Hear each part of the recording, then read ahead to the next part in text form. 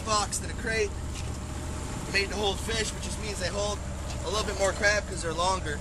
I like to use that. You stack it pretty hard. You can get over a little over 100 pounds with it, 120 pounds. I'll take these burlaps, soak them down real good. Set that to the side. Get yourself some crab tongs. As you're working towards your next buoy, you can reach down here and sort. There's a nice little male right there, a little Jimmy. What we're looking for is some good sized crab here. What we're looking for is undersized crab, which are going to be under 5 inches, which I don't like to take anyways because the 5-inch crab even are too small. Nobody wants a small crab. Throw them back, give them a couple weeks, they'll grow. Here's a nice sized female. The thing with the females is you just want to go through and make sure that none of them are bearing any eggs. If they're egg bearing, you need to get them off the boat immediately. You can't have those here in Florida. Ooh, nice Jimmy. That's good stuff right there. That's what we're looking for. You just try to keep knocking the pile out. Like I said, you get a swing. Now I got a few knocked out there. We're already on to our next pot. Not really any time for stopping here.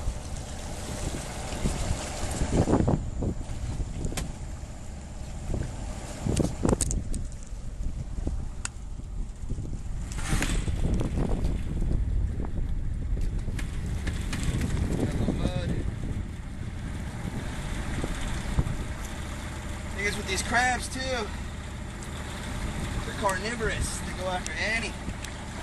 There's one, got ate up. Vicious cycle.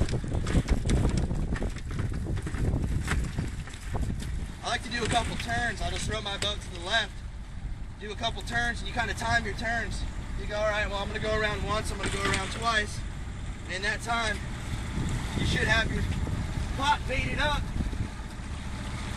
ready to toss right back out in the water, right when you should time yourself to face in the right direction. Shoot off the next spot. Pick up your tongs again. Sort it between. Keep moving like that.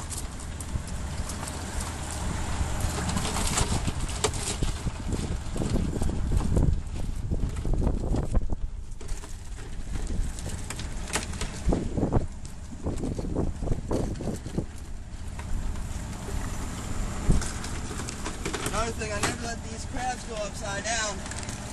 Once they start to lay on their backs, they'll end up dying on you real quick. They tangle themselves up, kind of make it hard for you. It's not an easy job.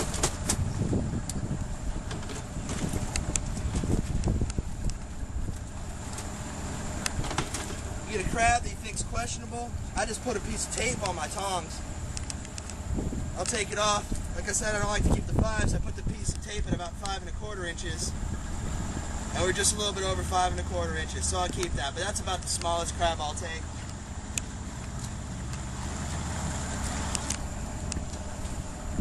And why keep those when you're catching 7, 8-inch crab? It ain't worth it. Like I said, you throw them back. A couple weeks later, they'll be big jimmies. Let's keep that fishery coming. As long as you take care of all the crab that you're bringing in, make sure that the small ones go back, make sure that the egg-bearing females go back right away without being harmed. Now you got yourself a sustainable fishery. I come fish these every couple days. Don't seem to be any shortage of crabs in the boxes. So that's a good thing. Let's keep it that way.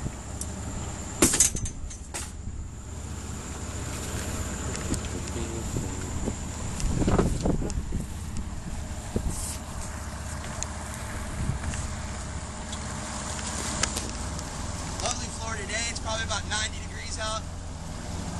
I don't know, 2,000% humidity. It's the only part that sucks. It's the good part of the day, actually. We came out a little later than we normally would, so we didn't get the complete heat. But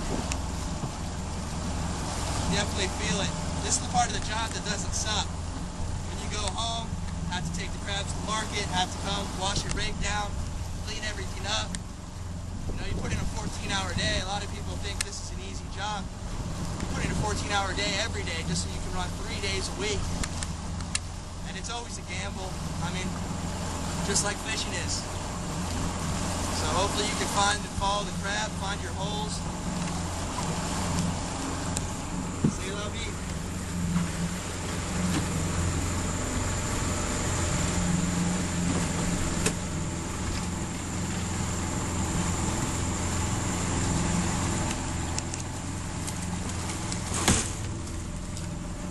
Catfish.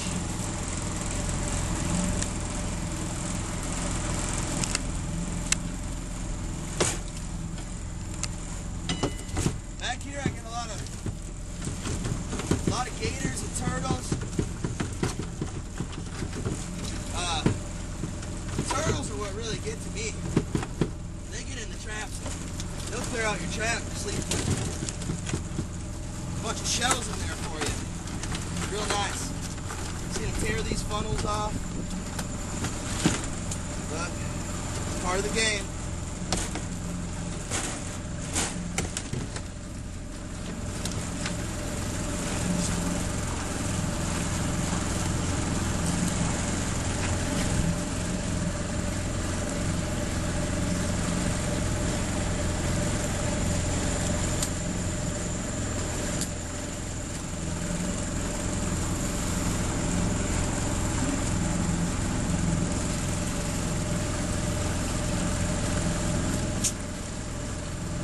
I always make sure I wrap my buoy up in a line like this before I throw it off. When I first started, nobody really told me. I mean, I guess it's common sense, but you don't want one of those things getting wrapped around your foot after you toss it off the boat. It's either going to bang you up against something or you're going to go over the side and your boat's just going to keep moving. You got to watch that.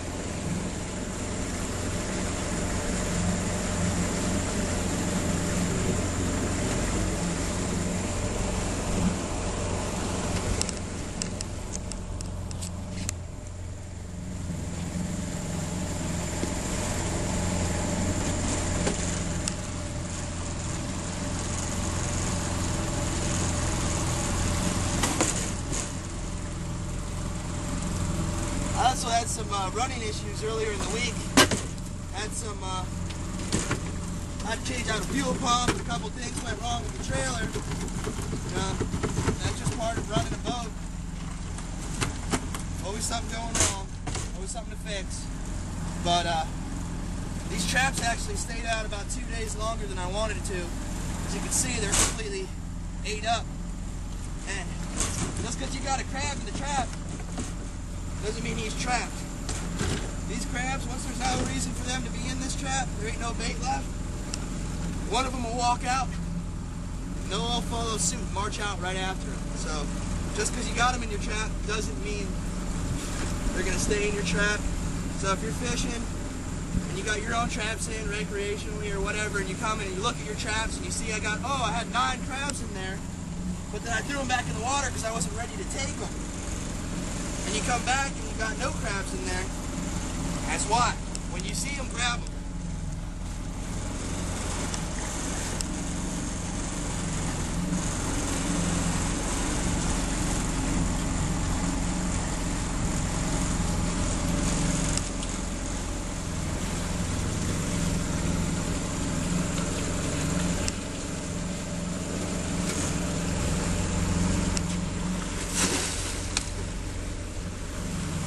Yeah. People say catfish are good bait. I used to keep them. But I'll tell you what, I really haven't had much luck with them. They do get eat up, but it's not my bait of choice.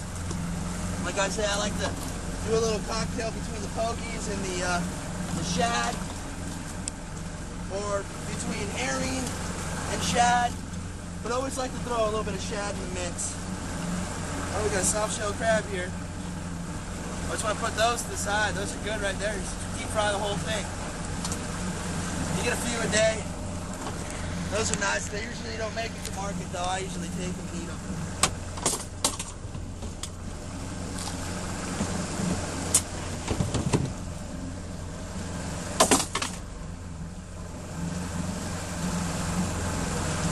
That's good for now, man.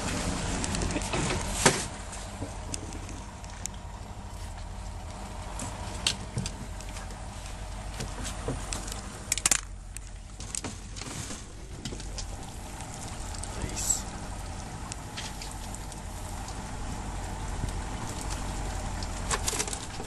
Videotaping this? Yes. So then you just dump your blue crab right on out. We'll sort them here in a second. You got a little drum in there? Yeah, a little sheep's head, they squeeze in there.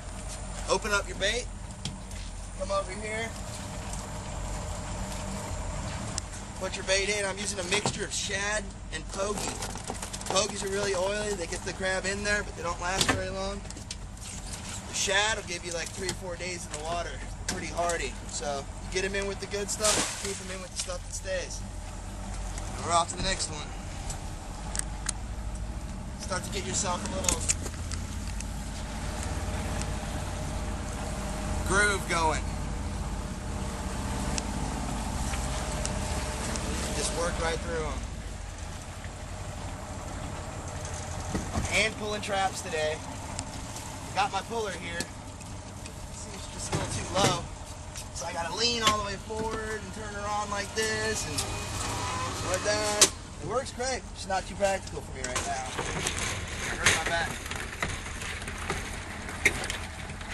One big boy. Some remnants of some turtles in there too.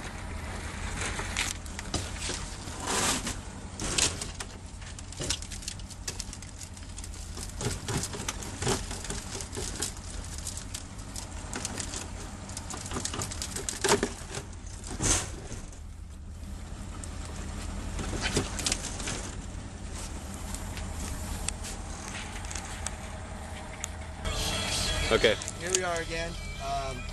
We ran through probably about 10 or 15 traps on our line so far. You know, just to give you a little bit more. Now, this is a pretty decent size trap. I mean, they get a little better than this, but it's nothing to turn your nose up at.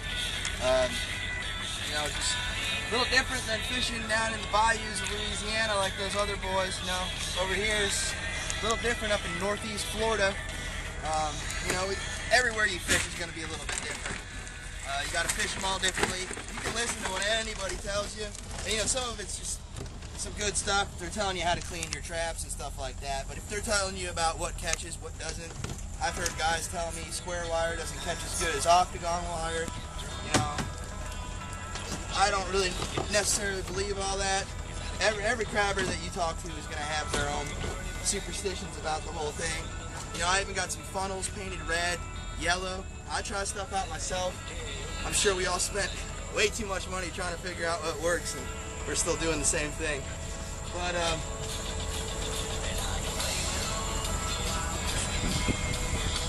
I guess it's just another day live at the Florida Waterman.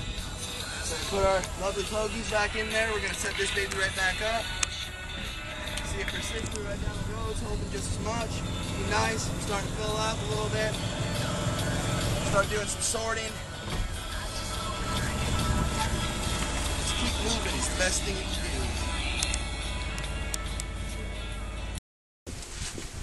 So we're back here. We just got finished the first part of our line.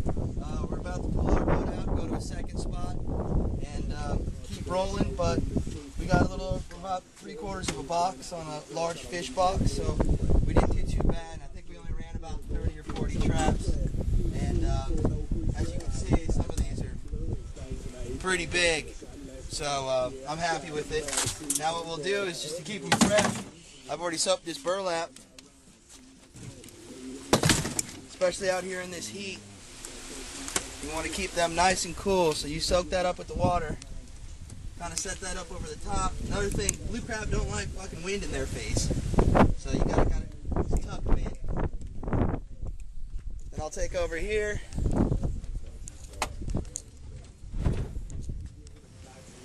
Oh, every once in a while you find a straggler.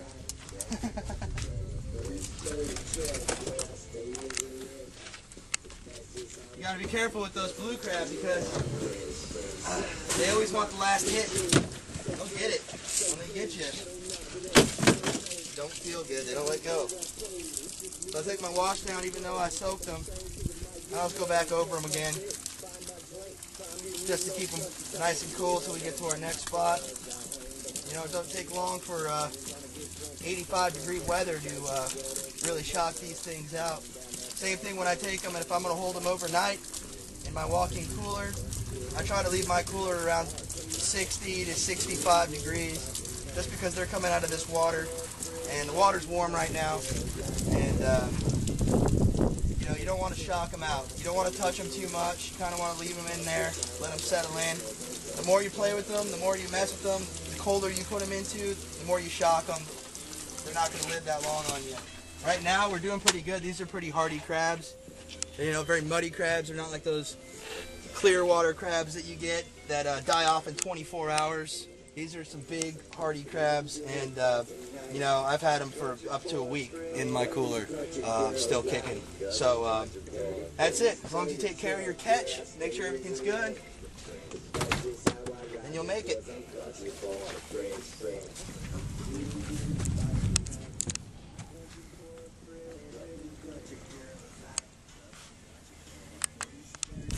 Let's do it.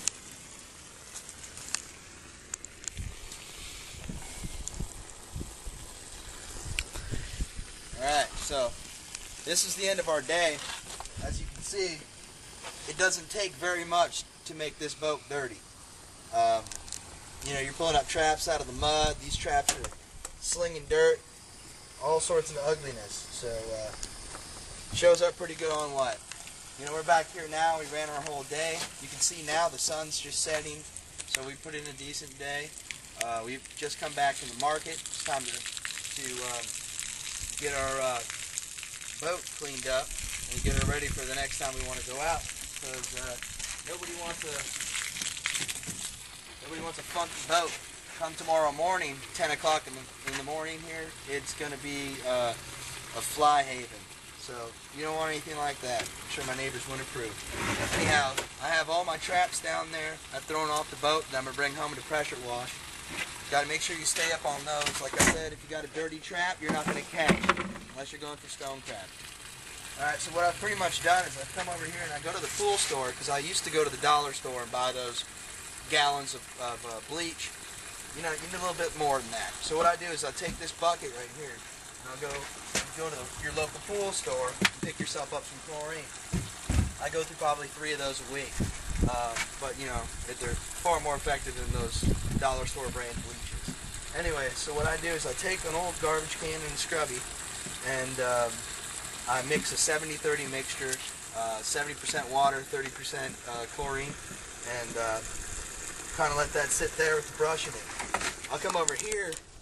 What you have to do is, you know, the main thing is we're getting people food through these blue crab. People are going to ingest this. So, you know, as unsanitary as it may look, you have to keep that sanitation level up, because you know that this is going to be something that's going to be ingested. I wouldn't sell something that I wouldn't eat myself. So, you know, despite from the boat being a little ugly right now, what we do is, in the back, if you can take a look,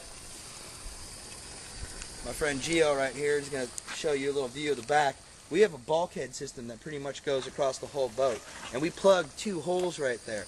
So while we're running, no water or anything like that, or any bilge contaminants are going to come out of your bilge pump or anywhere in the back of that section, and that's going to contaminate or cross-contaminate, give you any reason for somebody getting sick or something like that. So pretty much what we essentially have is a floating bathtub. It's kind of tough. I'm sure there's better ways to do it. This is just what I had to do. Like I said, nobody showed me how to do anything. I've just done this all by myself.